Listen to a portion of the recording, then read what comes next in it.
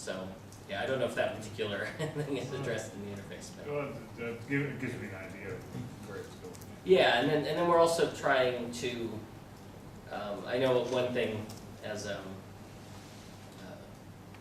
Jolie mentioned, I'm not sure, but was that you need to configure, oh no, but you need to configure the encoding on all the tables. Anyway, that shouldn't be necessary anymore. So we just try to reduce the number of things that you're always having. Take the encoding from my script. Yeah, I mean we're trying to address those things just so you don't. You should be able to add a database and not. I mean, add a host, have databases and tables being created, and not do any additional configuration.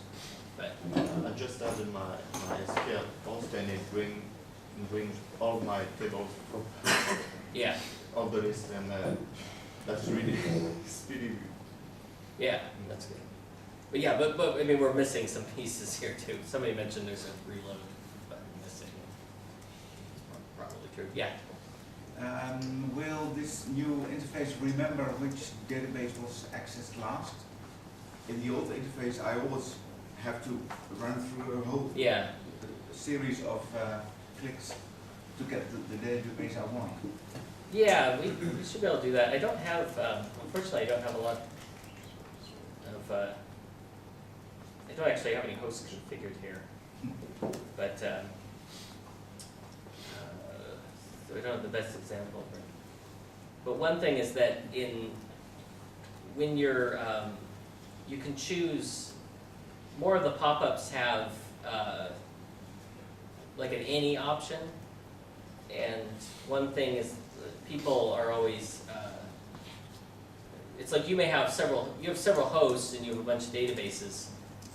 Basically, if you don't choose a host, you're going to get the full list of databases in the next pop-up. So you're going to be able to, if you only have 50 databases across all your hosts, you'll be able to select the database directly. So you don't need to go through the whole cascade. If you have hundreds of databases, you'll probably want to restrict it by host. But yeah, I think there are just several ways in which we just kind of spent some time thinking about the steps required, like to get to the table you want in the database browser. And I think we found some ways that well, you could create you can just go directly to the database pop-up. You could create a type ahead field or something. Yeah. You can type in and then automatically search the database name. Yes, that was one done. Yeah. Instead of just having a pop-up where you have to scroll and scroll and scroll. Yeah. Yeah, but I think it's going to be a lot easier. Yeah. I have a question about creating new sites. Are you going to provide a tool to set up the directories for Lasso Startup and the initial SQLite databases that you need? Yeah. Or can we even do it on demand? Can you maybe pass a parameter to Lasso to tell it to create those the first time it loads? I'm not sure exactly how that's going to happen. Okay. At the moment, do you just duplicate the default site folders to create a new one? Yeah, I mean it's basically manual right now. But Okay. maybe Create the folders when it starts up. On demand.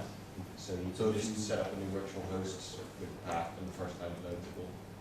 And I believe you showed earlier in the virtual host configuration that you tell Lasso where its home directory is. Yeah. And it will create stuff. Perfect. So that folder only contains, like all the SQLite databases and things are created when Lasso starts out if you can't find them. So yeah, that should be pretty easy. Yeah. What about deployment on Windows? Deployment on Windows. Yeah, we have to run our servers on Windows. So. No, yeah, I mean, yeah, we will support Windows. Yeah, we're currently, I think just the way development goes, the Mac and Linux right now are very similar, and so we've been concentrating on that. But yeah, I don't have a timeline, but we will have support for Windows. IIS does fast CGI good and everything, so it should be. So you can't install it on Windows right now? You can't install it on Windows.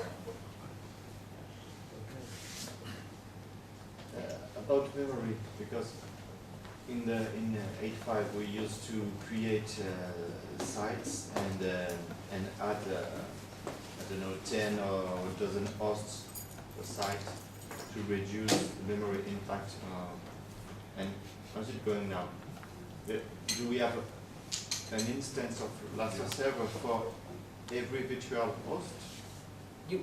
It's the same. You can do the same trade-offs you do in 8.5, because you can configure one Lasso server instance for each virtual host, or using the Apache directives, you can send several virtual hosts to the same Lasso server. So that's about creating a server port. Yeah. A different port for. Yeah. So it's the same based on your own client needs, or if you have a lot of related sites, you may want to run them out of one Lasso server.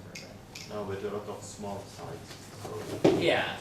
So they should be good because they don't have so much traffic. So I don't want to have, 80 megabytes of memory for any.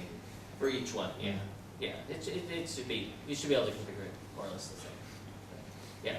Another question related to the virtual hosting. Will you be able to run Lasso under the user ID of the user, or will it always run as a Lasso user? Do you want to? Yeah, I can run as any user. When you have the configuration set up to for Apache to automatically launch Lasso, it needs to run as setuid, which means that there's a pre-configured user that it needs to run as to be able to access its file. If it runs as the web user when it starts up, like if we didn't do that, then you would have to change permissions on all those files to whatever the web server is running at. Would it be Which is possible that you kind of create like a root. group that has the correct permissions, but have the actual user ID be different for each user? You can, yes. Having a Lasso start automatically with Apache is an optional. It's just the default because it's the easiest, hands-free. But you don't have to do that. You can comment that out of your Apache configuration, and then you can have Lasso server running as whatever user you want. So we could use And SQL starting it up vector. is a manual process that you make. You set it in the SD or whatever. Great. Nice. That's something PHP doesn't support, by the way. Okay. The marketing department. Yeah, but I mean Lasso, it's just on the command line. It's basically whatever user you're running as it starts as that user. And that's again, it's like with the file permissions.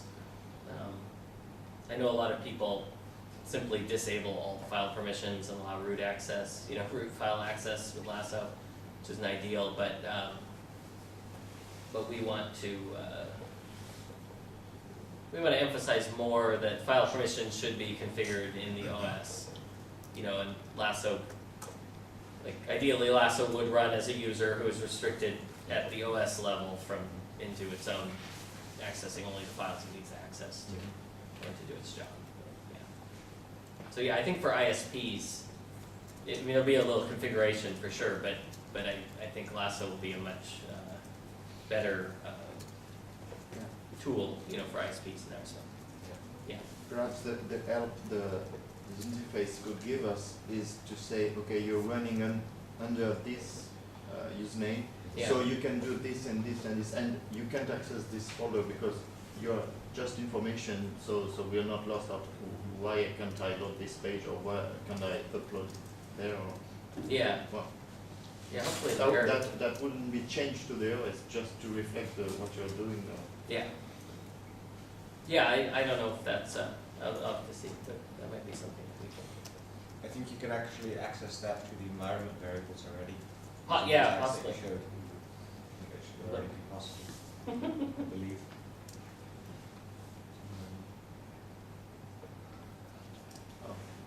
I don't know. Anyway. All right. Well, that's about all the time I have. So, if there's other questions, we'll get set up for we'll take a brief break and get set up for the next speaker. Thanks.